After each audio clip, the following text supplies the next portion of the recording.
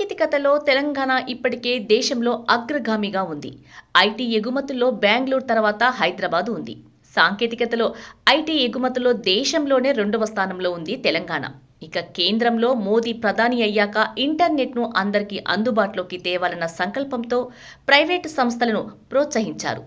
దీంతో Reliance, Bharati tele సంస్థలు దేశవ్యాప్తంగా ఇంటర్నెట్ సేవలు అందిస్తున్నాయి. తొలినాళ్లలో ధరలను భారీగా తగ్గించిన ఈ సంస్థలు ఇప్పుడు వినియోగదారులపై భారం మోపుతున్నాయి. ఇక ఈ సంస్థలు ఫైబర్ నెట్పై దృష్టి పెట్టాయి. 5G సేవలతో అందుబాటులోకి తెచ్చాయి. దీంతో తెలంగాణ ప్రభుత్వం కూడా ఇంటర్నెట్ విప్లవం తీసుకువస్తుంది. తక్కువ ధరకే ప్రజలకు ఇంటర్నెట్ అందుబాటులోకి తెస్తుంది. 300 రూపాయలకే కలెక్షన్ అందుబాటులోకి వచ్చే అవకాశమూ ఉంది. రాష్ట్రంలో ఇంటింటికి ఇంటర్నెట్ అందించాలన్న లక్ష్యంతో ప్రభుత్వం చర్యలు చేపడుతుంది. అయితే ఇది వైఫై లాంటి కనెక్షన్. ఈ కనెక్షన్ తీసుకుంటే వర్చువల్ నెట్వర్క్తో పాటు టెలిఫోన్, పలు తెలుగు ఓటీటీలు గ్రామీణులకు అందుబాటులోకి వస్తాయి.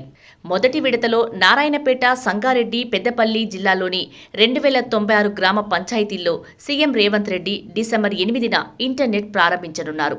క్రమంగా రాష్ట్రమంతా విస్తరించే అవకాశమూ ఉంది.